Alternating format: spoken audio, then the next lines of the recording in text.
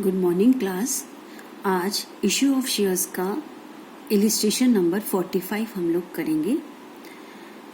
Sangam limited invited application for issuing 80,000 equity shares of ₹100 each at a premium. 80,000 shares issue करे हैं, 100 रुपये का एक है प्रीमियम पर, लेकिन यहाँ प्रीमियम का अमाउंट अभी नहीं लिखा है। The amount was payable as follows. Application ₹20 per share, allotment 60 including premium per share. अब इसमें प्रीमियम का अमाउंट तो दिया नहीं है, प्रीमियम कितना है अभी हमें नहीं पता, निकाल लेंगे। On first and final call 40 पर शेयर। अगर हम इन तीनों का टोटल करें तो 120 रुपये होता है 120, और शेयर है 100 रुपये का। इसका मतलब प्रीमियम का अमाउंट 20 रुपये होगा। इट मीन्स इस 60 रुपीज में से प्रीमियम 20 रुपीज का इंक्लूड है। इस तरह से हमने मिसिंग फिगर प्रीमियम की निकाली। तो इस 60 का अगर हम ब्रेकअप करें तो इसको हम कुछ इस तरह से लिख सकते हैं 40 प्लस 20, 40 प्लस ये प्लस का साइन है 20, यानी 40 रुपये शेयर कैपिटल का पार्ट है और 20 रुपये प्रीमियम का। अब है कि एप्लीकेशंस 1,20,000 शेयर्स वर रिसीव्ड। अब टोटल एप्लीकेशन 1,20,000 की आई हैं। Allotment was made on pro rata basis to all the applicants. सारे एप्लीकांट्स को अनुपातिक रूप से प्रोरेटा बेसिस पर शेयर्स दे दो, यानी 1,20,000 है, हम उनको सभी को 80,000 शेयर्स इशू कर दो प्रोपोर्शनेटली। अभी डिस्कस करते हैं कैसे। फिर कहता है कि जो एक्सेस मनी रिसीव्ड है on application was adjusted. Excess money को एडजस्ट करो sums due on allotment. Allotment में यहाँ तक क्वेश्चन क्लियर हो गया। ये ओवर सब्सक्रिप्शन का केस है। एक्सेस मनी जो आई है वो प्रोरेटा एडजस्टमेंट करनी है, तो एक्सेस मनी को अलॉटमेंट में एडजस्ट करना है। सिमरन हु हैड अप्लाइड। अब यहाँ है सिमरन एक डिफॉल्टर जिसने अप्लाई किया था 6,000 शेयर्स के लिए। अप्लाइड, बेटा ये चीज याद रखिएगा, उसने अप्लाई किया है 6,000 के लिए, तो उसको कितने शेयर्स अलॉट हुए हैं ये ध्यान रखना पड़ेगा हमें, क्योंकि ये अप्लाइड की फिगर दी है। Fail to pay the allotment money, उसने अलॉटमेंट मनी नहीं दिया।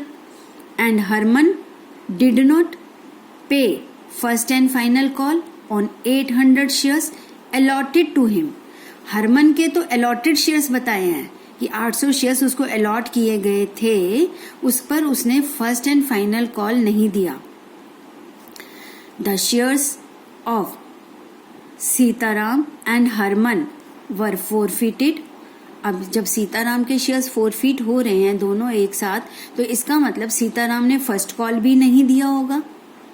क्वेश्चन साइलेंट है, बट अगर फोरफिट हो रहे हैं तो इसका मतलब उन्होंने, यहाँ पर हम ये मान के चलेंगे कि उन्होंने फर्स्ट कॉल भी नहीं दिया, अलॉटमेंट भी नहीं दिया। अब टोटल शेयर्स जितने भी सीता के और हरमन के फोरफिट करे, 4,200 of these shares were reissued. उसमें से दीज शेयर्स यानी उनमें से 4,200 शेयर्स री इशू किए। ₹4 पर शेयर, 100 रुपये का एक बेचा। री इशू करने का मतलब दोबारा से बेचा, 100 रुपये का एक। As fully paid up.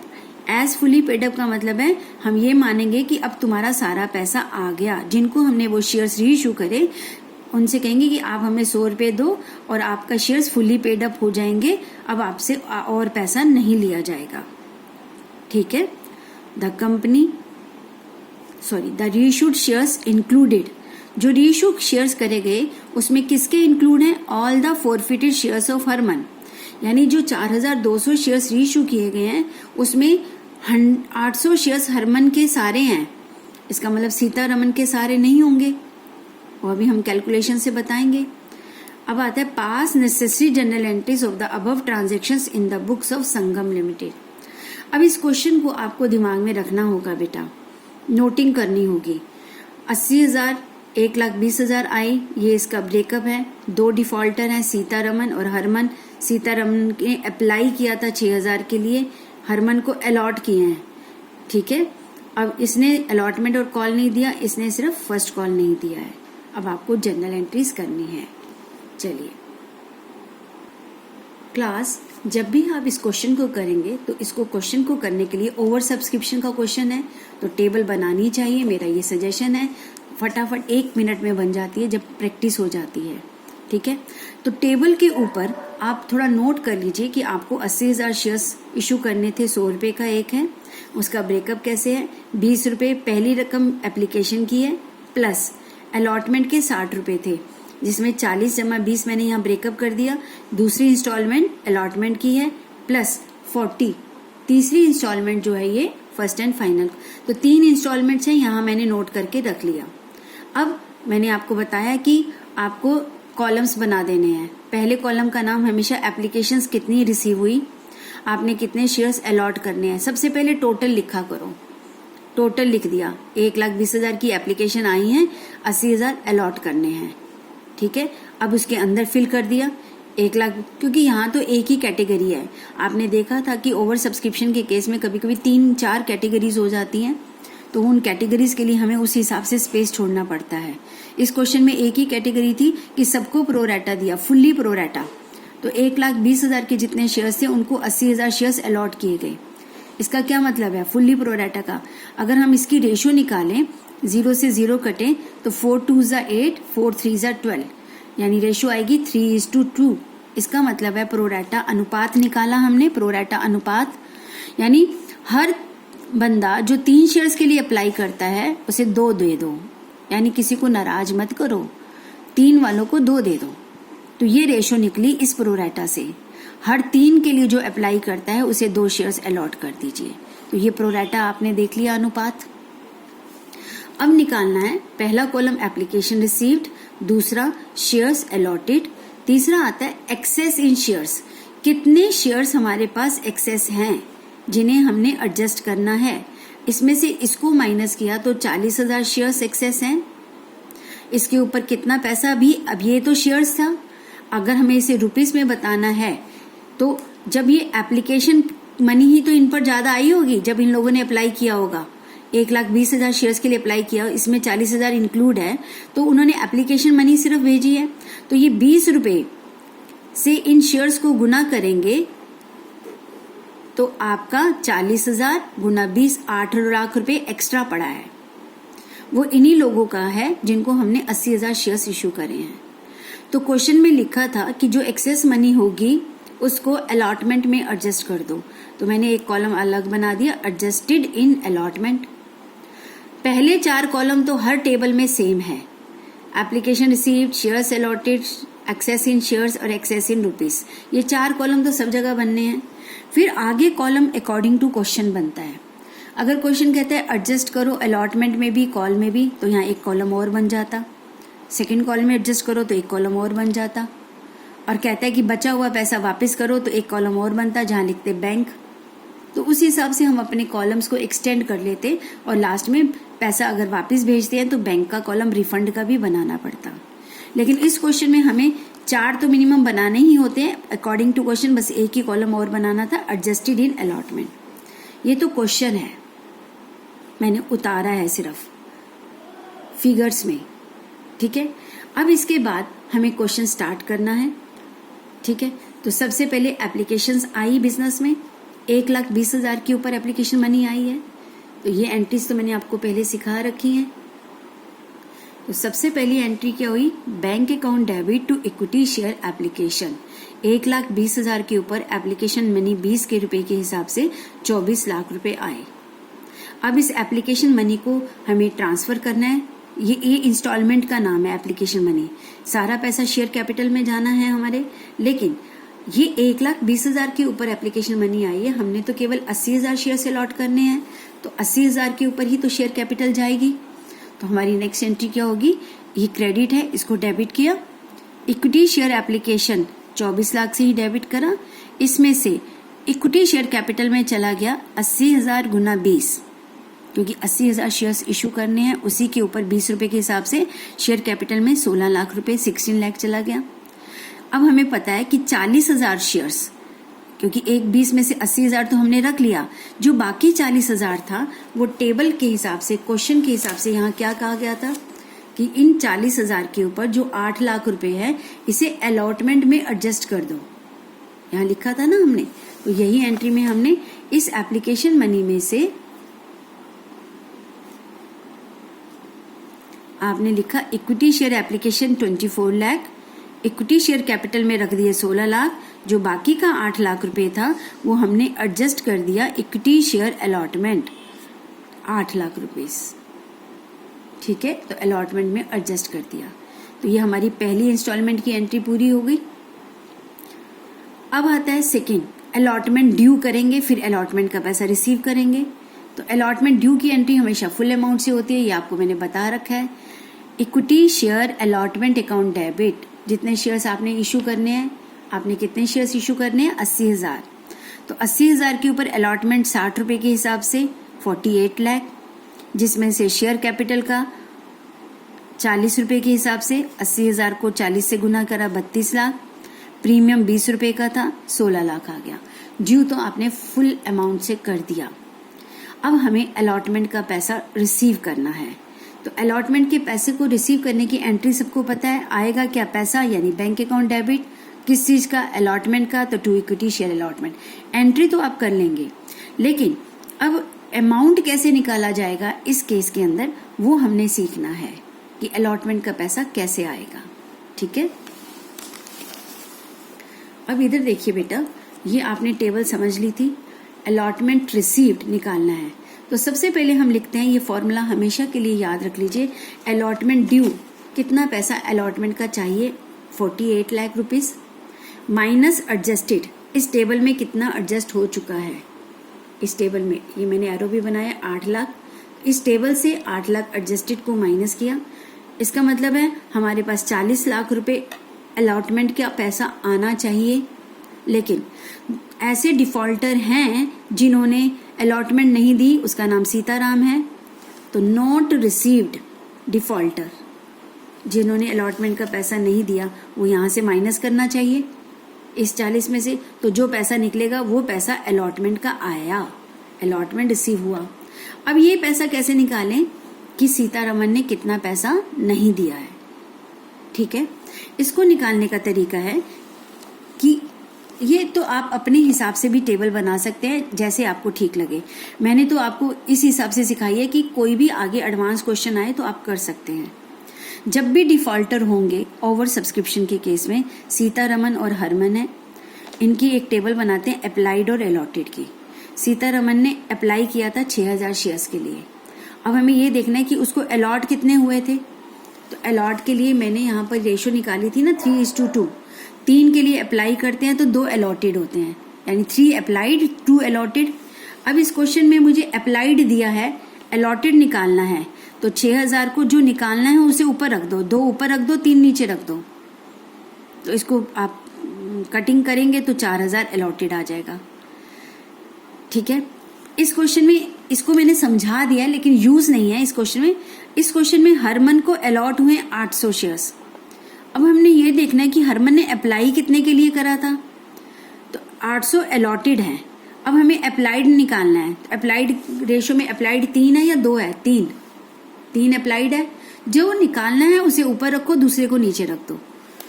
तो 800 गुना 3/2,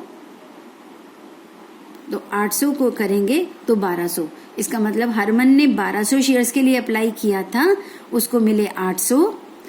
सीतारमन ने अप्लाई किया था 6,000 शेयर के लिए, उसे मिले 4,000। ये दोनों इस 1,20,000 के और 80,000 के अंदर इंक्लूड हैं। अप्लाइड में इंक्लूड भी हैं और अलॉटेड में, क्योंकि उनको कुछ ना कुछ तो मिला है ना।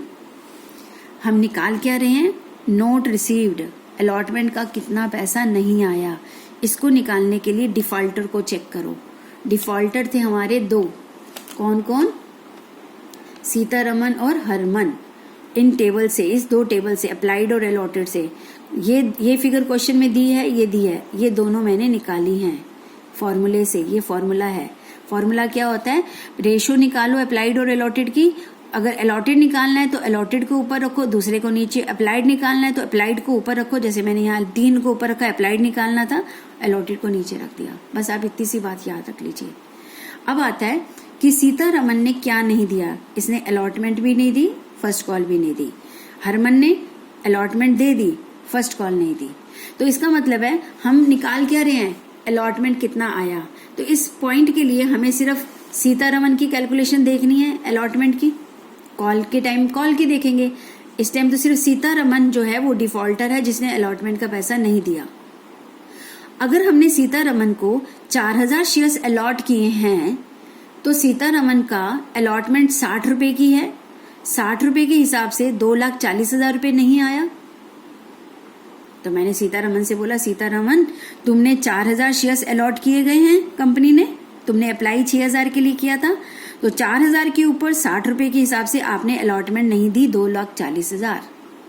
सीतारमन आगे से कहता है, मैडम मैंने, ठीक है अलॉटमेंट के 2,40,000 बनते हैं। सीतारमन की बात सुनिए कि आपने अलॉटमेंट का 2,40,000 नहीं दिया, आई एग्री, लेकिन जब मैंने 6000 शेयर्स के लिए अप्लाई किया था, आपने 4000 शेयर्स दिए, तो मेरा 2000, इन दोनों का डिफरेंस कितना हुआ, 2000 शेयर्स पर जो मैंने अप्लाई करते समय एप्लीकेशन मनी भेजी थी, वो पैसा तो आपने एडजस्ट कर दिया था ना अलॉटमेंट में, वो हटा दो यहाँ से।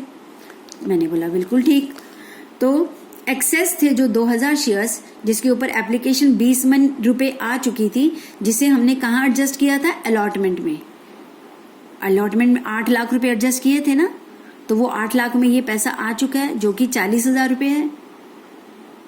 तो सीतारमन के 2,40,000 के जो अलॉटमेंट है उसमें से 40,000 रुपए एडजस्ट हो चुके हैं टेबल में, अलॉटमेंट मनी 8 लाख के अंदर आ चुके हैं। तो इसका मतलब सीतारमन कितने का डिफॉल्टर है, 2 लाख रुपए का। अलॉटमेंट का डिफॉल्टर 2 लाख का, ठीक है। तो इस 2 लाख रुपए को हमें यहां से माइनस करना होगा, नॉट रिसीव्ड, जो पैसा नहीं मिला है। इट मीन्स नॉट रिसीव्ड कितने हैं, 2 लाख। अभी मैंने आपको नीचे कैलकुलेशन करके दिखाई नॉट रिसीव्ड की, सीतारमन की। 2,40,000 में से 40 माइनस गए, जो एडजस्टेड है, 2 लाख बचे। तो अलॉटमेंट का सीतारमन का 2 लाख रुपए नहीं मिला। तो इसका मतलब अलॉटमेंट 48 लाख, 48 लाख में से 8 लाख एडजस्टेड थे, आना चाहिए था 40 लाख, जिसमें से सीतारमन का 2 लाख नहीं आया। इस 2 लाख की वर्किंग नीचे करी थी। इट मीन्स अलॉटमेंट का कितना पैसा आया, केवल 38 लाख रुपीस। तो हम अलॉटमेंट की एंट्री कर रहे थे। तो क्लास ये देखिए, इक्विटी शेयर अलॉटमेंट ड्यू की एंट्री तो ये रही। अब bank account debit to equity share allotment 38 lakh rupees, जो कि हमारा अमाउंट आया है, उतने से हमने एंट्री कर दी। अब हम फर्स्ट कॉल ड्यू करेंगे फुल अमाउंट से। 80,000 के ऊपर फर्स्ट कॉल आपकी कितने की है, 40 रुपए की है। ये देखिए फर्स्ट कॉल हमारी है 40 रुपीज की, ये रही।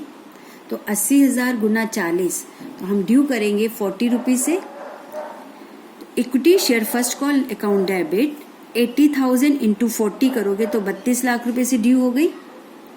अब हमें रिसीव करना है bank account debit to equity share first and final call, 32 lakh रुपए आना चाहिए था, ठीक है। अब देखते हैं कि हमारे पास कितना पैसा आया। सबसे पहले बेटा देखो कि इस टेबल में हमने सिर्फ अलॉटमेंट तक एडजस्टमेंट करी थी, आगे कोई एडजस्टमेंट नहीं करी है, ये बात ध्यान रखेंगे, ठीक है। कई बारी आगे भी एडजस्टमेंट हो सकती है। अब हमने देखना है कि फर्स्ट कॉल का कितना पैसा नहीं आया। ये थे हमारे पास सीतारमन और हरमन। सीतारमन ने अलॉटमेंट का 2 लाख नहीं दिया। सीतारमन ने 4000 शेयर अलॉट करे हैं ना हमने यहाँ पर, तो 4000 के ऊपर 40 रुपए के हिसाब से फर्स्ट कॉल भी नहीं दी। यहाँ टॉपिक का हेडिंग है नॉट रिसीव्ड। सीतारमन का अलॉटमेंट का 2 लाख रुपए नहीं आया और फर्स्ट कॉल का 1,60,000 नहीं आया। हरमन ने अलॉटमेंट तो दे दी, मैंने टिक लगा रखा है, लेकिन 800 शेयर्स के ऊपर 40 रुपए के हिसाब से 32,000 नहीं आया। तो फर्स्ट कॉल का कितना पैसा नहीं आया, 160 और 32 को प्लस करेंगे तो 1,92,000, 1,92,000 रुपीज नहीं आया। फर्स्ट कॉल दोनों ने नहीं दी, तो दोनों का टोटल 1,92,000 जो कि नहीं आया। अब bank account debit 32 lakh rupees आना चाहिए था। 32 में से 1,92,000 माइनस कर दो, जो पैसा नहीं आया है। और उसको माइनस करेंगे तो आपका अमाउंट आएगा 30,08,000। जो नहीं आया वो माइनस करेंगे तो बाकी आया ना, तो bank account debit to equity share first and final call. ये तो हो गया आपका फर्स्ट कॉल तक का सारा हिसाब किताब। अब हमें कहा गया कि शेयर्स फोरफीट कर लिए, दोनों के शेयर्स फोरफीट किए हैं। तो फोरफीट करते समय सबसे पहले ये चेक करो कि इन दोनों डिफॉल्टर ने, सीतारमन और हरमन ने प्रीमियम पे किया है या नहीं किया है। क्योंकि देखा कि सीतारमन ने तो प्रीमियम पे नहीं करा है क्योंकि उसने अलॉटमेंट नहीं दी, लेकिन हरमन ने तो अलॉटमेंट दे दी, इसका मतलब उसने प्रीमियम पे कर दिया है। तो जिसने प्रीमियम पे कर दिया है उसके केस में प्रीमियम को इग्नोर करो, उसके केस में प्रीमियम की एंट्री को नहीं दिखाना। लेकिन सीतारमन के केस में प्रीमियम की एंट्री को दिखाना है, कैंसिल करना है डेबिट करके। तो टोटल अब शेयर फोरफीट करने में इक्विटी शेयर कैपिटल दोनों के 4,000 और 800 मिला के 4,800, पूरा पैसा कॉल्ड अप है, 100 से गुना करा 4,80,000। सिक्योरिटी प्रीमियम रिजर्व अकाउंट में केवल 4,000 आएगा, 4,800 नहीं आएगा क्योंकि हरमन ने अलॉटमेंट पे कर दी है, सीतारमन ने अलॉटमेंट नहीं पे किया, इसका मतलब प्रीमियम भी पे नहीं किया। उसी का प्रीमियम दिखाएंगे सिर्फ सीतारमन का जिसने पे नहीं किया। इसको करा 80,000। अब आता है फोरफिटेड, कितना पैसा आ चुका है। तो आने को देखा जाए तो इसको निकालने के कई तरीके हैं। आप कहोगे कि जो सीतारमन था उसका जो पैसा आ चुका है, सीतारमन को 4,000 शेयर्स इशू करे थे जब हमने, तो उसने एप्लीकेशन मनी दे दी, प्लस उसका कुछ पैसा एडजस्ट हुआ था अलॉटमेंट में 40,000 रुपये, राइट। हम इस तरह से भी निकाल सकते हैं। 4,000 एप्लीकेशन मनी 20 रुपये से गुना करेंगे तो 80,000 हो जाएगा। 80,000 और 40,000 यानी सीतारमन का 1,20,000 रुपये हमारे पास आ चुका है। सीतारमन का 1,20,000। और हरमन का कितना आया है? हरमन ने हमारे को एप्लीकेशन और अलॉटमेंट दे दिया, ठीक है। तो अब अगर हम कहें बेटा ये आगे कॉन्टिन्यूशन में दूसरी वीडियो बन जाएगी, तो आप इसको अगली कॉन्टिन्यूशन में ही देखेंगे, ठीक है। अब मैं आपसे ये कहती हूँ कि सीतारमन का, सीता ने 4,000 शेयर्स जो इशू करे थे उस पर एप्लीकेशन मनी 80,000 दे दी, प्लस उसका कुछ पैसा हमने एडजस्ट किया था 2,000 वाला अलॉटमेंट में। इसका मतलब उसका अलॉटमेंट में जो एडजस्टेड था वो 40,000 था। ये पैसा आ चुका है। हरमन ने 800 शेयर्स पर एप्लीकेशन भी दे दी और अलॉटमेंट भी दे दी जो कि 60 रुपये है। इसमें बेटा मैंने प्रीमियम इंक्लूड नहीं करा क्योंकि जब प्रीमियम पेड होता है डिफॉल्टर के द्वारा तो उसको इग्नोर करो, बार बार बता रही हूँ। हरमन का प्रीमियम पेड है, इसलिए जब हम फोरफीचर करेंगे तो उसमें प्रीमियम के अमाउंट को नहीं दिखाएंगे।